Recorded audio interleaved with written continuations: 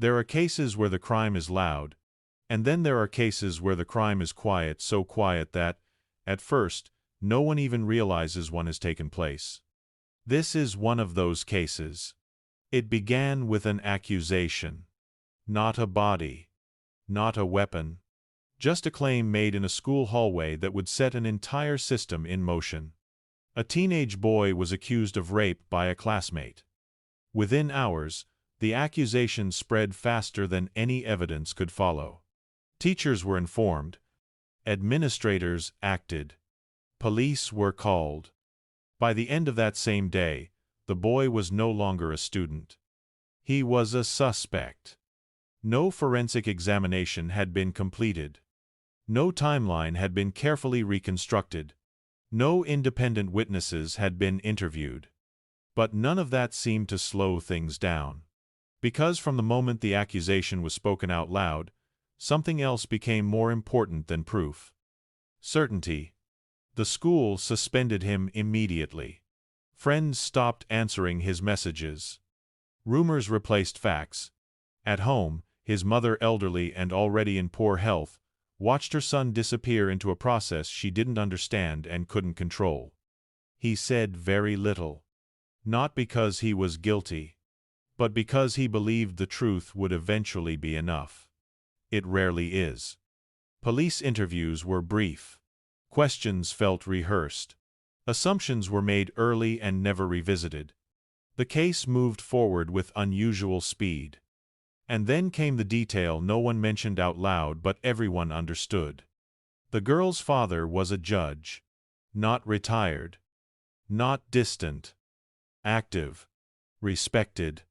Connected. He did not need to threaten anyone. He did not need to interfere openly. The system already knew how to behave around people like him. Requests from the defense were delayed. Evidence that could have helped the boy was deemed unnecessary. Inconsistencies in the accusation were noted and quietly ignored. What should have been an investigation became a formality. The trial date was set quickly. Too quickly. In the courtroom, the imbalance was impossible to miss. The prosecution spoke with confidence. The defense struggled to be heard. Objections were overruled almost as soon as they were raised. The boy watched adults argue about his life as if he weren't in the room. When the verdict came, it did not surprise anyone. Guilty. The sentence was severe. And in that moment, something shifted. He was no longer a teenager accused of a crime. He was an inmate. Transferred out of the community. Out of public view. And into a system where survival mattered more than innocence. At the time, people believed the case was over. But what happened next would reveal something far more disturbing. Because the accusation was only the beginning, the real crime came after. Once the verdict was delivered, the damage spread faster than the sentence itself.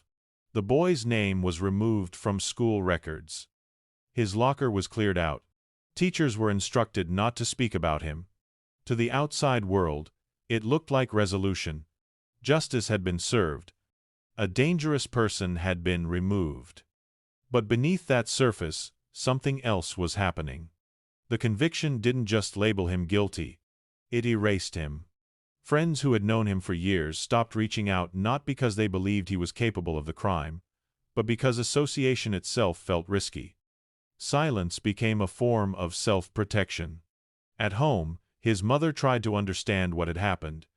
She reread court documents she barely understood. She replayed conversations in her head, searching for the moment everything went wrong.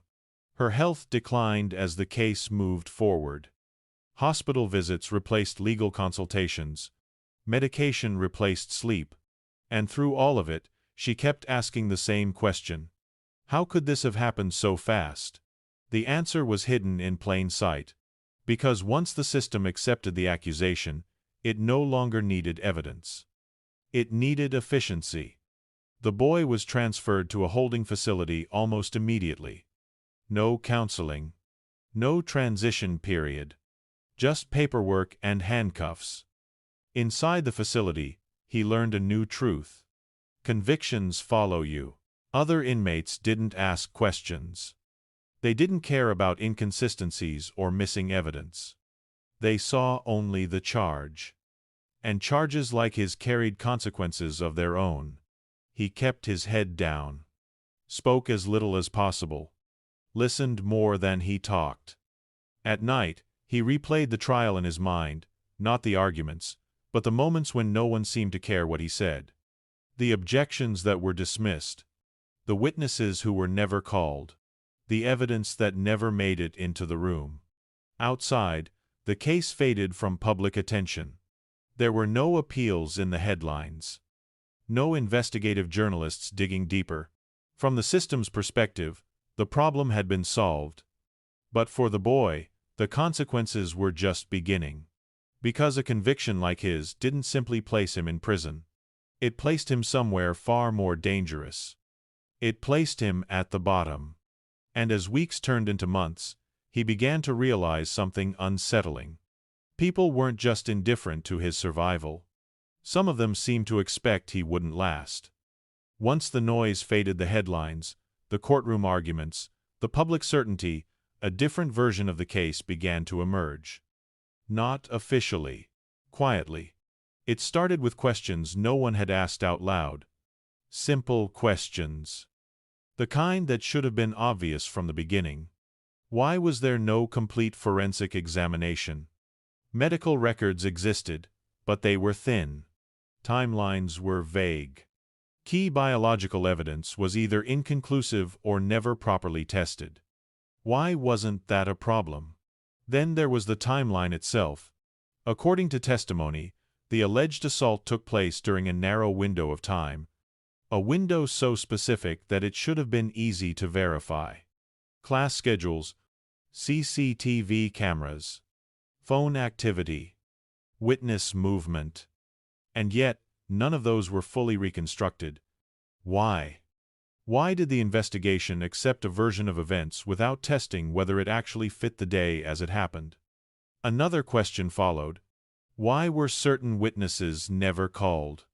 Several students had been nearby. Some had interacted with both the accuser and the accused shortly before and after the alleged incident. Their names appeared briefly in early police notes and then disappeared. No interviews. No statements entered into evidence. They were never asked to testify, and no explanation was given. Then there was the defense. Why were requests for additional time denied? Why were motions dismissed without discussion? Why did the court seem more concerned with speed than accuracy? None of this proved innocence. But it exposed something else. A lack of curiosity. The kind of lack that doesn't come from oversight, but from assumption. The assumption that the accusation itself was enough. And then there was the most uncomfortable question of all. Who benefited from the case ending quickly? The school benefited. No prolonged scandal. No media scrutiny. The justice system benefited. A clean conviction. A decisive outcome. And the judge's family benefited most of all. The accusation never became a public debate. It became a closed file. At the time, no one connected these dots. Because doing so required something risky. It required questioning authority. It required asking whether justice had actually been served, or merely performed. The boy, now sitting in a cell, asked these questions every day, not as an act of rebellion, but as an act of survival. Because if the system had ignored this much so easily, what else was it capable of ignoring? And more importantly, what else was it willing to do? To make sure the case stayed buried? What happened next did not require a conspiracy. It required something far simpler. Acceptance. Most people did not believe they were ignoring the truth. They believed they were doing the right thing. The accusation fit a story that everyone already understood. A familiar narrative. One that required no further explanation. A victim came forward. An arrest was made. A conviction followed. For many, that was enough. Questioning the outcome felt unnecessary and for some, inappropriate. There was also fear. Not the kind that announces itself loudly, but the quiet kind that shapes behavior. Teachers worried about their jobs. Students worried about being labeled insensitive. Administrators worried about scandal. Even defense attorneys understood the limits of resistance. This was not an ordinary case. It involved power. Not visible power. Institutional power. The kind that doesn't threaten. It signals. When a judge's family is involved, the system does not need instructions. It adjusts on its own. People choose caution. They choose silence. They choose distance. And silence, in this case, worked. The media reported only what was confirmed. Official statements were brief and final. There was no appetite for digging deeper. Because digging deeper would have meant admitting something uncomfortable. That the process might have failed.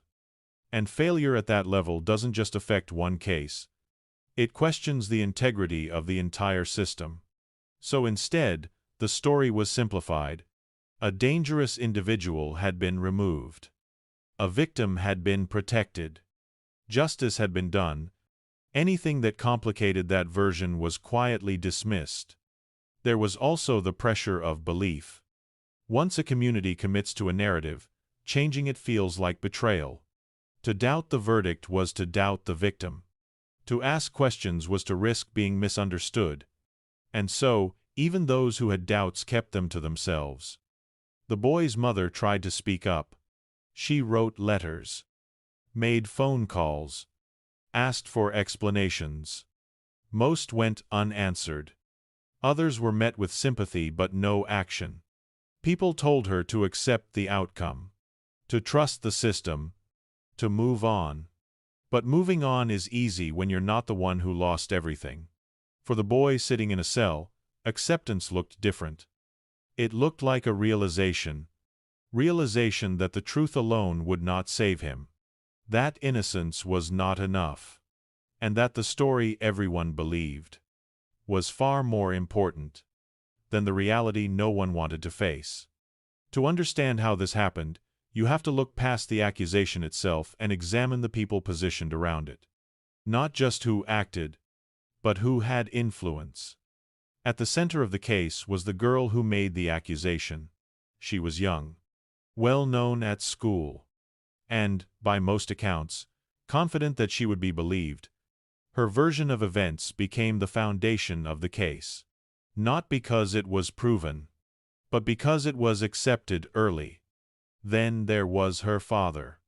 A judge with years of experience, a reputation for being firm, decisive, and respected within legal circles. He did not prosecute the case himself. He did not sit on the bench during the trial. And yet, his presence was felt everywhere. Prosecutors knew who he was. Defense attorneys knew who he was. Law enforcement knew who he was. No one needed to be told how carefully they should proceed.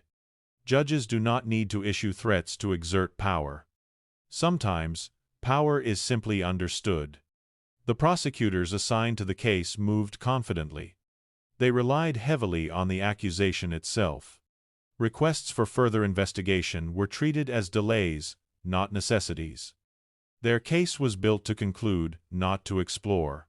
The defense team, on the other hand, operated under constraint. Objections were raised. Requests were filed. Most were denied. They were allowed to participate, but not to control the pace. Then there were the police. Officers followed procedure, at least on paper, but their investigation was narrow. Once the accusation aligned with an arrest, the focus shifted from questioning to confirmation. Alternative explanations were not pursued. Contradictory details were noted, then set aside. No one wanted to be the person who pushed too hard in the wrong direction. And finally, there was the boy himself. Young, overwhelmed, and unprepared for the machine he had been placed inside. He trusted that the adults in the room would correct mistakes. That if something didn't add up, someone would stop it. That trust would not survive the trial. Each person involved could point to procedure, to protocol, to rules they followed, and individually, that explanation sounded reasonable. Collectively, it created something dangerous, a process where no one took responsibility, because no one believed it belonged to them. By the time the verdict was delivered, everyone involved could say they had simply done their job. And the boy was left to live with the consequences of all of it. The last normal day did not feel important at the time. There were no signs, no warnings, nothing that suggested his life was about to narrow into something smaller and far more dangerous. That morning, he woke up in his mother's apartment, the same place he had lived his entire life. The television was on in the background, tuned to a channel neither of them was really watching. The sound filled the silence more than it provided information. His mother moved slowly, as she often did. Her health had been fragile for years, and the stress of the trial had only made it worse. They spoke about ordinary things. What she needed from the store. A bill that still hadn't been paid. Whether he would need warmer clothes where he was going. Neither of them used the word prison. They didn't need to. He packed a small bag. Not much was allowed. Just clothing. Basic toiletries. He left behind everything else, books, photos, unfinished plans, because there was no space for them. Before leaving, he sat with his mother at the kitchen table. She tried to be strong, told him to listen, to stay quiet, to survive. She promised she would keep fighting. He nodded. Not because he believed it would change anything, but because it was the only comfort either of them had left. When officers arrived to transport him, there was no drama. No raised voices. No resistance. Just handcuffs. As he was led out, neighbors watched from behind doors and windows. Some recognized him. Some didn't. None intervened. From the back seat of the vehicle, the city looked different. Familiar streets passed by slowly, one after another, until they were replaced by highways and fenced facilities. That was when it began to sink in. Not the injustice. Not the anger. The finality. He wasn't being taken somewhere to wait. He was being taken somewhere to disappear. At the intake facility, his clothes were taken. His belongings logged and stored. He was given a number. And with that, the last part of his old life ended. At the time, no one involved believed this moment would matter. They thought the story was already written. What they didn't realize was that this was the last day before survival became the only goal. And once survival takes over, truth becomes secondary. Prison does not announce itself with violence. It introduces itself quietly. At first, the boy learned the rules the way everyone does by watching. Who to speak to. Who to avoid. When to stay invisible. He learned quickly that certain crimes carry weight inside these walls. Not moral weight, social weight. And his charge sat at the bottom. He kept his head down. Did what he was told. Said as little as possible. Survival depended on being unremarkable. But something about his presence unsettled people. Guards watched him longer than others. Conversations stopped when he approached. It wasn't hostility. It was expectation. As weeks passed, he began to notice patterns. Meals delivered later than usual. Paperwork delayed. Requests ignored. Nothing dramatic. Just enough to remind him that he was alone. Then came the whispers. Not from guards, from inmates who had been inside long enough to understand how things worked. They told him about transfers. How some inmates were moved suddenly, without notice. How those inmates were never seen again. Officially, they were reassigned. Unofficially, they vanished. At first, he dismissed it as prison mythology. Until his name appeared on a list. The transfer notice was brief. No explanation. No destination listed. Just a date. And that date was soon. When he asked questions, he received rehearsed answers. Routine relocation. Administrative reasons.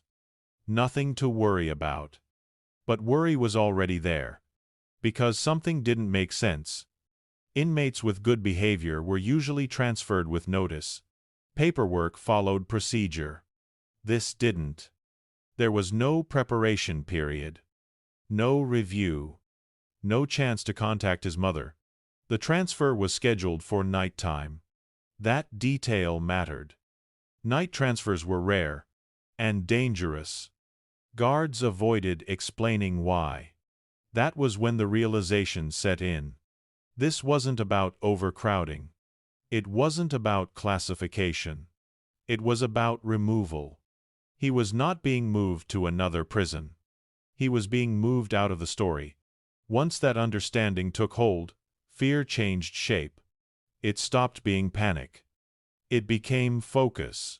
He began watching guards more carefully. Listening for fragments of conversation.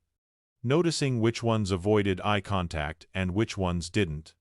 One guard, older than the rest, lingered one evening. He didn't say much. Just enough. "Don't sleep during transport," he whispered. "Some people don't wake up." That was the moment the boy knew. There would be no appeal. No second chance. If he stayed on that transport, he would not survive it. And no one would question what happened next. Because the system already had its explanation ready. The transfer began without ceremony. No announcement. No explanation. Late at night, his cell door opened, and his name was called. He was told to gather his belongings, what little he had. There were no other inmates being moved. That was the first sign. Transfers usually happen in groups. This one didn't. His wrists were cuffed. His ankles chained. Standard procedure. But the route was not. Instead of heading toward the main transport yard, he was taken through a service corridor rarely used at that hour. The lights were dim. The building was quiet. No body cameras were visible. That detail stayed with him. Outside, the air was cold. A transport vehicle waited, not the type normally used for long-distance relocation. This one was smaller. Unmarked. Inside, only 2 guards. They avoided conversation. The vehicle began moving. For the first stretch, everything appeared routine. Gates opened. Locks disengaged.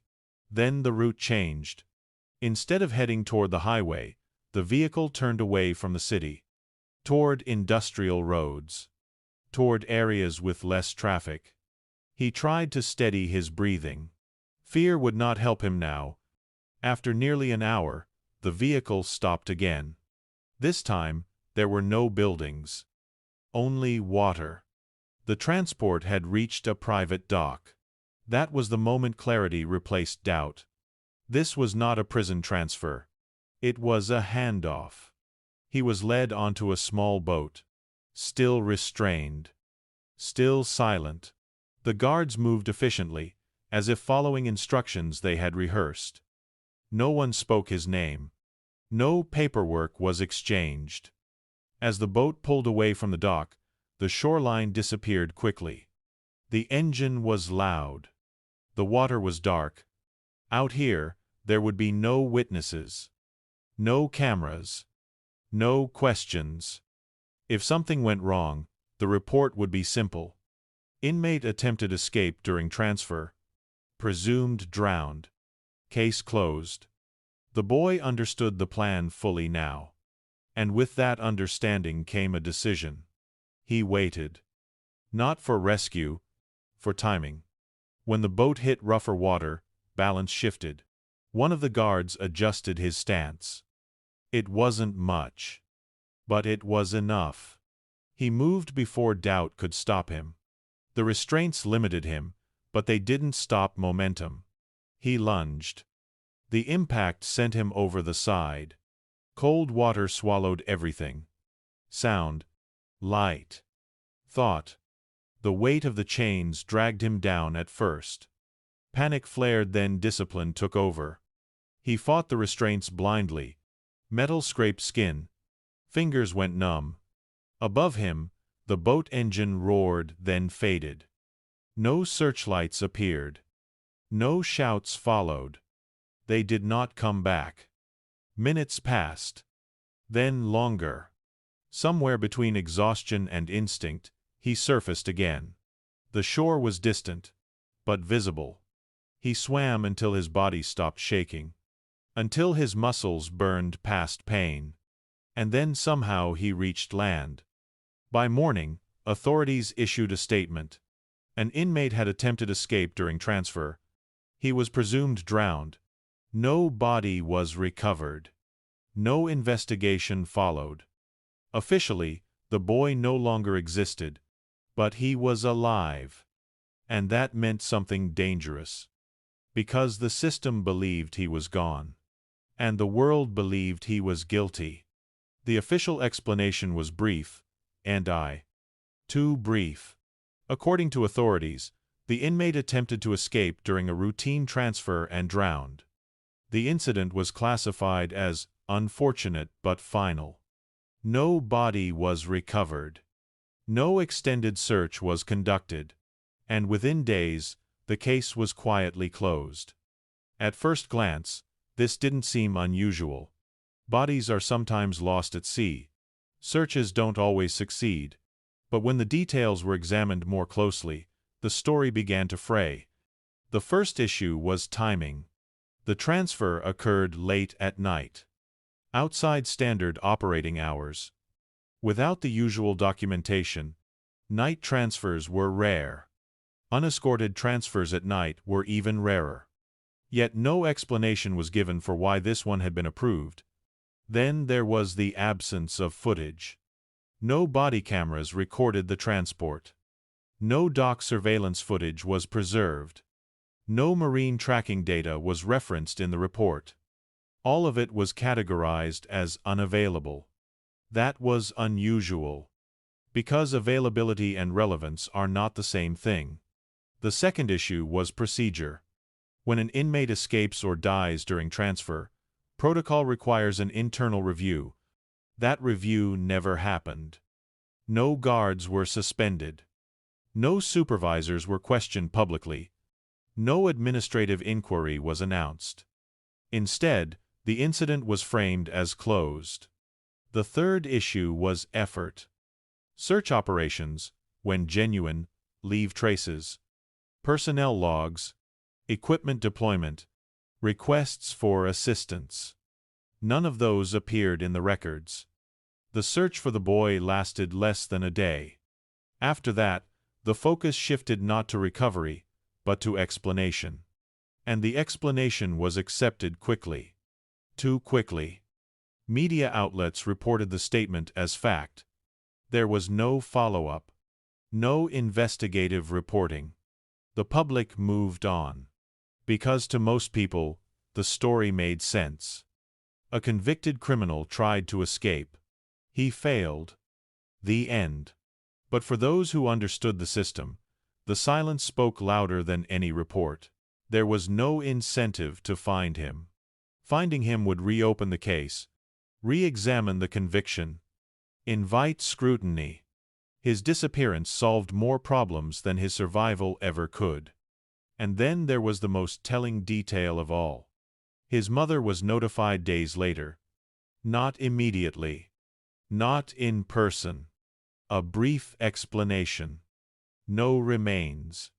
No timeline. Just a conclusion she was expected to accept. She asked questions. She received condolences. But no answers. And that was when it became clear. The system was not confused about what had happened. It was relieved. Because, as long as the boy was missing, as long as he remained a wanted criminal who never resurfaced, the accusation stayed intact, the conviction remained unquestioned, and the people who mattered most stayed protected. Officially, the case was over, but somewhere far from the prison, a boy who was supposed to be dead was learning a far more dangerous truth. To clear his name, he would have to return to a world that now believed he was capable of anything. Survival did not bring relief. It brought responsibility. Once he understood that the world believed he was dead and guilty, the boy faced a decision he had never imagined having to make. Disappear forever, or prove what had been taken from him. He chose the harder option. For weeks, he moved carefully. Avoided cameras. Avoided attention. Avoided anyone who might recognize him. He stayed in places where questions weren't asked. Truck stops, temporary shelters, towns where no one cared who you were yesterday.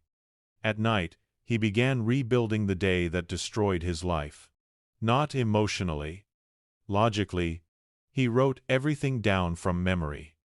Times. Locations. Who he saw. What he wore. Where his phone was. He compared those notes with what he could access quietly: public schedules, archived CCTV footage near the school, transit records. Slowly, patterns emerged. The timeline presented at trial was tight. Too tight. According to testimony, the alleged assault occurred during a narrow window, a window the prosecution claimed he could not account for. But when he reconstructed that day, something didn't line up. At the exact time the accusation said he was alone with the girl, he was somewhere else. Not hypothetically. Documented. A bus pass record placed him miles away. A time-stamped security camera captured him entering a convenience store. A receipt confirmed the purchase. Individually, these details meant little. Together, they changed everything. Then he examined the accuser's movements. She had claimed to be isolated, but phone metadata showed messages sent during that same window. Messages that contradicted her version of events. There were also witnesses. Students who had seen her shortly afterward, calm, composed, uninjured. Their names had appeared briefly in early reports. They had never testified. The truth had been there all along. Not hidden. Ignored. What emerged wasn't proof of a mistake. It was proof of a decision. Someone had chosen which facts mattered and which ones didn't. And the more he uncovered, the clearer the motive became. The accusation was not born from fear. It was born from rejection. A private humiliation turned public. A lie that was never expected to travel this far. But once the machinery of authority took over, the lie no longer belonged to the girl alone. It was protected, preserved, and enforced. The boy now held what the system never wanted to exist. A contradiction. But there was one problem. To present this evidence, he would have to reveal himself. To clear his name, he would have to surrender. And surrender meant returning to the very system that had already tried to erase him. Coming back was not dramatic. There were no press conferences. No public declarations. The boy resurfaced quietly, through an intermediary. A legal aid organization that specialized in wrongful convictions received a package. Inside were documents, timelines, transit records, screenshots, notes written in careful, methodical handwriting, and one detail that immediately changed how the case was viewed. Proof that the evidence used to convict him had been incomplete, and that contradictory evidence had existed before the trial. Within days, attorneys realized the implication. This wasn't just a wrongful conviction. It was suppression.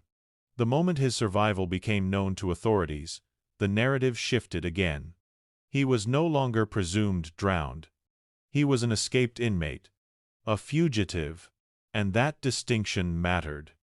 Because now, his credibility could be attacked. The state moved quickly. Before the evidence could be fully examined, a warrant was issued for his arrest, not for the original charge, but for escape. Public statements framed him as dangerous, unstable, unpredictable. The same system that had once ignored him was now watching him closely. Behind the scenes, pressure mounted. The judge denied any involvement. Prosecutors claimed the trial had followed procedure. Prison officials described the transfer as routine. Everyone had an explanation. No one accepted responsibility. But the documents didn't disappear. Independent experts reviewed the timeline. Digital analysts verified the metadata. Former students came forward quietly at first. They confirmed what had been ignored. The case reopened. Not because the system wanted it to, but because it could no longer pretend nothing was wrong. Court filings followed, then hearings. The process was slow, painfully slow. But this time, it was public. Media coverage returned, cautious, restrained. The story was no longer about an accusation. It was about how far a system would go to protect itself. The judge stepped aside temporarily. Not as an admission of guilt, but as a precaution. Prison officials were questioned. Transfer protocols scrutinized. Nothing explosive happened all at once. That's not how accountability usually looks. It arrives in fragments. Careers stall. Reputations crack. Doors close quietly. For the boy, the consequences were personal. Even as evidence supported his innocence, he remained in legal limbo. Clearing his name required cooperation with the same authorities who had labeled him a criminal. Freedom came slowly, conditionally, and at a cost. The conviction was eventually vacated. Not erased. Vacated. A legal distinction that mattered more to institutions than to the person who lived it. The accusation remained part of the record. The years lost were not returned. And the truth, once revealed, did not bring peace. It brought awareness. Awareness of how easily power reshapes reality. And how difficult it is to correct once it does. This case was never really about a lie. It was about what happens after a lie is accepted. Once the accusation was believed, the system stopped looking for truth and started protecting itself. Every decision that followed the rushed investigation, the conviction, the transfer was built to preserve that first assumption. Not justice. Certainty. The boy survived something most people never see and never question. A process that doesn't need proof once authority has spoken. A system that can mistake obedience for fairness. His innocence did not save him. His survival did. And even that came at a cost. Because the truth, when it finally surfaced, didn't arrive as vindication. It arrived as disruption. Careers were shaken. Reputations were damaged. But the structure itself remained. No apology could return the years taken from him. No ruling could undo the fear that followed him into adulthood. What this case reveals is not a failure of one person, but the danger of unchecked power. Because the most effective crimes are not the ones hidden in darkness. They are the ones committed in plain sight, by people who never believe they're doing anything wrong. If you stayed until the end, it means stories like this matter to you. This channel exists to examine crimes that don't always look like crimes. The ones hidden behind authority, procedure, and silence. The cases where the truth wasn't buried by violence, but by people who believed they were untouchable. If you want more true crime stories told this way, slow, careful, and uncomfortable, you can subscribe to Behind the Perfect Crime. And if this case made you question how easily a system can decide someone's fate, share your thoughts in the comments. Because sometimes, the most important part of justice is refusing to stop asking questions.